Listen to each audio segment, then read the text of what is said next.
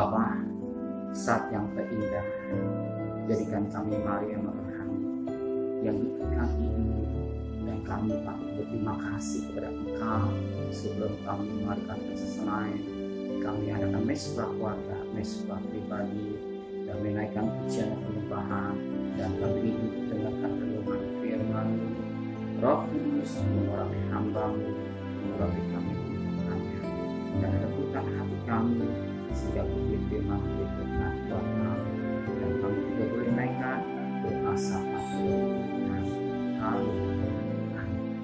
Shalom pagi, mari sama-sama kita akan membuka firman Tuhan Yohanes pasal 6. Yohanes pasal 6 ayat 67 sampai ayat 71.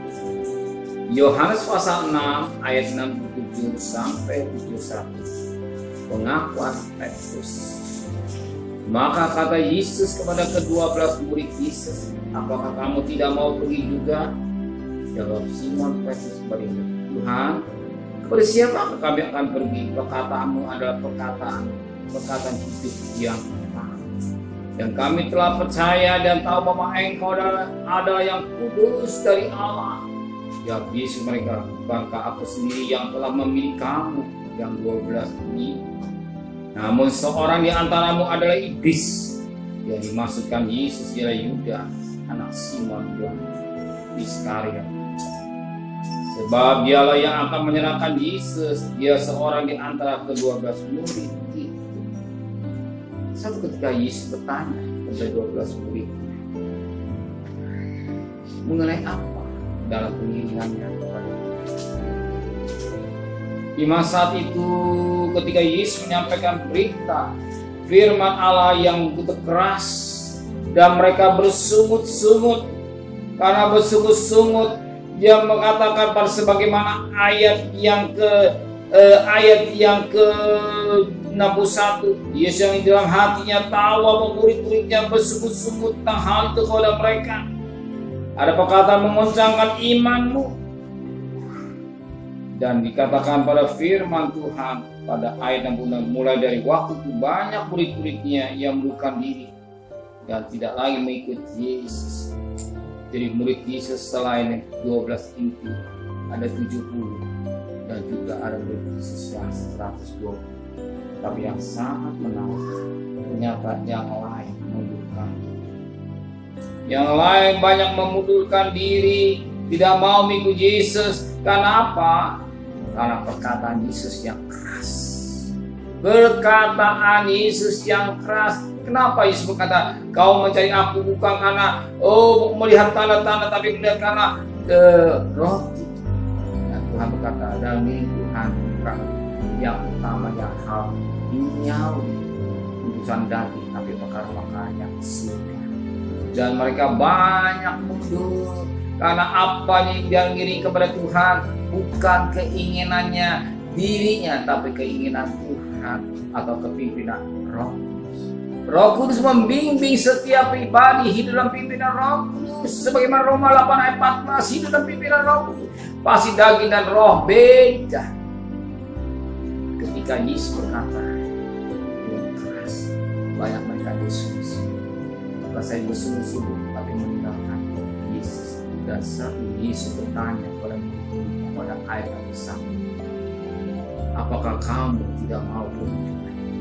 Ternyata Yesus bertanya kepada murid 12 orang, apa kamu tidak mau pergi juga? Dan di antara murid salah satu yang berkata Petrus, sebagaimana pada ayat yang ke-68. Jawab Simon Petrus kepada Tuhan, kepada siapakah kami akan pergi? Perkataanmu ada perkataan yang hidup yang kekal. Petrus, dia tidak mau meninggalkan Yesus. Kenapa? Sebab dia tahu perkataan Yesus, perkataan hidup yang kekal, bukan hidup yang sekedar. Hidup yang sekedar di dunia ini tidak, tapi hidup yang kekal. Untuk menjadi hidup yang kekal ini yang utama dalam mengiringan kita kepada Tuhan. Bukan bisa di dunia 78 tahun kalau bisa di Tuhan, tapi cari hal-hal yang kekal di akhir itu yang kita mau. Dan dunia urusan dunia akan sampai dia kita mau perkara-perkara yang kekal, perkara-perkara yang di surga. Dan dikatakan bahkan ayat 69, dan kami telah percaya dan tahu bahwa Engkaulah adalah yang kudus dari Allah. Perkataan Yesus, perkataan yang hidup kekal, dan mereka percaya bahwa Yesus adalah yang kudus dan dia bukan manusia biasa, tapi Allah yang menjadi manusia, atau firman yang menjadi manusia. Dia tinggalkan kealahannya dan menjadi manusia. Dia Allah yang kudus. Dia firman yang kudus. Mau menjadi manusia, perkataan pasti perkataan yang kudus, bukan perkara-perkara yang dunia, tapi perkara-perkara yang di surga. Sebab dia dari surga dan dia berkata juga berjalan menuju ke surga. Dia berkata membimbing kita menuju hidup yang kekal. Amin. Terima kasih Bapa di surga, Engkau mengingatkan kami dalam hidup ini. Biarkah perkataan Engkau adalah perkataan yang hidup yang kekal, bukan perkara-perkara yang di dunia, tapi perkara-perkara yang di surga.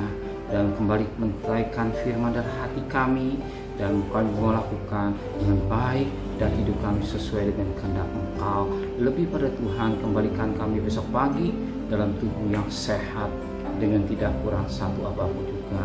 Berkati Bapak Presiden, Wakil Presiden, para Menteri, para Gubernur, para Bupati, para Wali Kota, para Camat, para Lurah, pada RW, para RT, pada medis, para relawan, para TNI, para Polri, bahkan mereka hanya bekerja di depan orang diskona.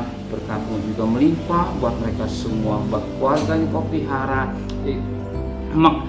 yang dari Tuhan Kau berikan buat mereka.